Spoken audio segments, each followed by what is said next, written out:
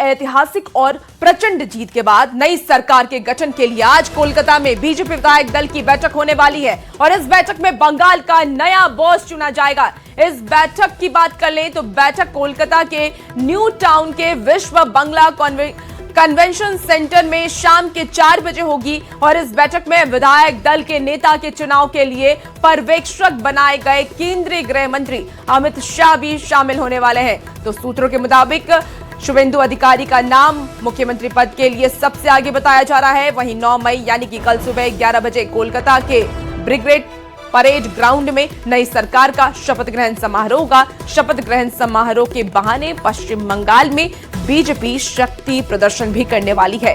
शपथ ग्रहण समारोह के लिए एनडीए के प्रमुख नेताओं को आमंत्रित भी किया गया है।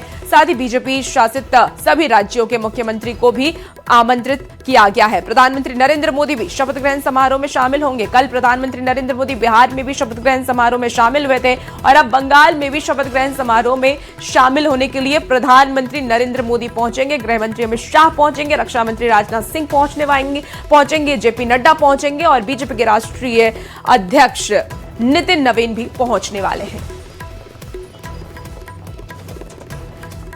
देखिए, बंगाल विधानसभा भंग हो जाने पर जहां बीजेपी ने ममता बनर्जी पर निशाना साधा तो वहीं कांग्रेस ने गवर्नर के फैसले पर सवाल उठाए हैं।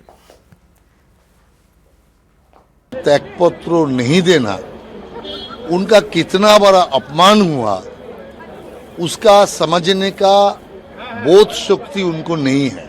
गवर्नर ने जो आदेश दिया, इस सरकार का म्याद समाप्त हुआ, इसीलिए इस सरकार का म्याद को समाप्ति का घोषणा गवर्नर ने कर दिया और कोई असुविधा नहीं है। देखिए, ममता बनर्जी जी ने एक तरह से प्रोटेस्ट जाहिर किया था। प्रकार से वहाँ चुनाव हुआ और चुनाव में धांधली हुई और जिस तरह से पूरी तमाम एजेंसियों ने भारतीय जनता पार्टी का साथ दिया, उसको लेकर वो अपनी नाराजगी शो कर रही थी।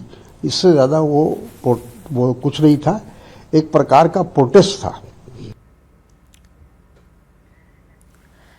तो बंगाल में बीजेपी ने बम्पर जीत हासिल की है और उसके बाद सियासत भी तेज हो गई है। वार पलटवार का दौर जारी है। बीजेपी नेता लालकृष्ण चैटर्जी ने इस्तीफा नहीं देने के ममता के फैसले पर तंज कसा है, तो वहीं कांग्रेस नेता उदित राज ने बीजेपी पर वोट चोरी का आरोप लगाया। क्या कुछ उनका कहना है, चलिए आपको सुनाते हैं।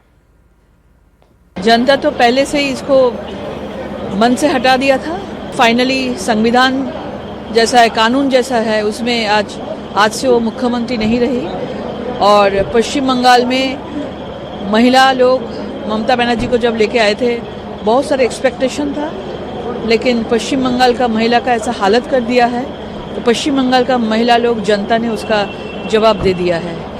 असम में और बंगाल में क्या ईमानदारी से चुनाव हुआ? जब हम कह रहे थे, राहुल गांधी जी कह रहे थे कि हरियाणा में और महाराष्ट्र में, बिहार में वोट की चोरी हुई है, डकैती हुई है, तो एलआई पार्टनर चुप थे, दूर से देख रहे थे। अब सबके ऊपर पड़ रही है, एक एक करके सब खत्म हो गए। तो पहले अगर टीएमसी हमारा साथ देती तो शायद यह स्थिति न होती है। तो इधर देखिए, सीएम पद के इस्तीफा ना देने पर अड़ी ममता बनर्जी की सरकार को राज्यपाल ने बर्खास्त कर दिया। गवर्नर आरएन रवि ने बड़ा फैसला लेते हुए पश्चिम बंगाल विधानसभा को भंग कर दिया है और इसी के साथ राज्य का मंत्रिमंडल भी भंग हो गया है।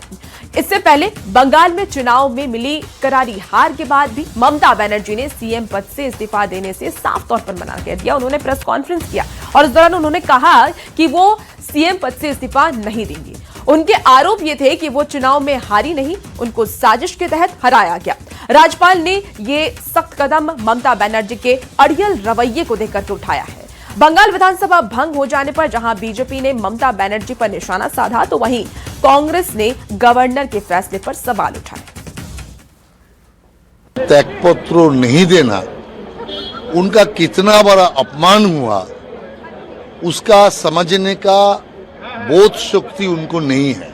गवर्नर ने जो आदेश दिया, इस सरकार का म्याद समाप्त हुआ, इसीलिए इस सरकार का म्याद को समाप्ति का घोषणा गवर्नर ने कर दिया और कोई असुविधा नहीं है। देखिए, ममता बनर्जी जी ने एक तरह से प्रोटेस्ट जाहिर किया था। प्रकार से वहाँ चुनाव हुआ और चुनाव में धांधली हुई और जिस तरह से पूरी तमाम एजेंसियों ने भारतीय जनता पार्टी का साथ दिया, उसको लेकर वो अपनी नाराजगी शो कर रही थी।